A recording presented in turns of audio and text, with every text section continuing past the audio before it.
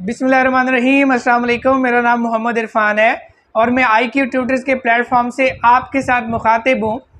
जब आपने किसी इंसान से कोई परफॉर्मेंस लेनी हो, बहैसियत कोच आपने कोई आउटपुट लेनी हो, तो बहुत ज़रूरी है कि आपको सामने वाले इंसान का मुकम्मल पोटेंशियल मालूम हो कि सामने वाले इंसान में क्या क्या सलाहियतें हैं, क्या क्या खूबियाँ हैं और क्या क्या कमज़ोरियाँ हैं सामने वाले इंसान में। तो बहैसियत उस्ताद जब आप किसी स्टूडेंट से अच्छा रिज़ल्ट लेना चाहते हैं, आप चाहते हैं कि वो बहुत अच्छा परफॉर्म करे, अच्छे मार्क्स ले, तो आपको इल्म होना चाहिए कि उस स्टूडेंट में कौन कौन सी कमज़ोरियाँ मौजूद हैं। इंसान के अंदर एक भूलने की सलाहियत होती है जो अल्लाह ताला ने बिल्ट इन रखी होती है।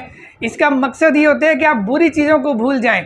जब आपकी ज़िंदगी में कोई बुरी चीज़ें हैं, नेगेटिव बातें हैं, कोई गम वाली बातें हैं, परेशानी वाली बातें हैं, वो सारी उम्र आपके दिमाग पे सवार ना रहें और आप उनको भूल जाएं।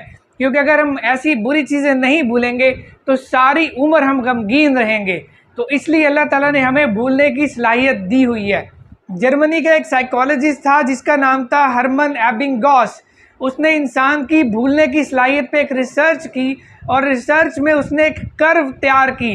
उस कर्व को आज एबिंगॉस फॉरगेटिंग कर्व के नाम से याद किया जाता है। उस कर्व के मुताबिक जब कोई इंसान कोई चीज़ याद करता है उसको सिर्फ 58% याद रहता है, 42% वो उसका भूल जाता है। ये कर्व आपके सामने आपको शो हो रही है ग्राफ में।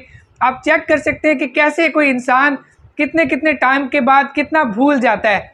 तो कुछ भी याद करके भूल जाना एक नेचुरल एबिलिटी होती है इंसान में। इस नेचुरल एबिलिटी को सामने रखते हुए जो टीचर्स हैं वो अपने स्टूडेंट्स के लिए रिव्यू एंड रिवीजन प्लान बना सकते हैं। क्योंकि जब आप चीज़ों को रिवाइज करते हैं, रिकॉल करते हैं, तभी वो आपके साथ रहती हैं।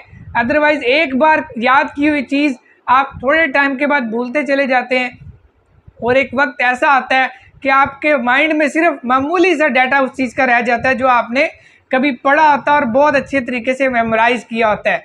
अगर एग्ज़ाम्स में आप बहुत अच्छा परफॉर्म करना चाहते हैं तो बहुत ज़रूरी है कि आप बहुत ज़्यादा रिविजन्स करें।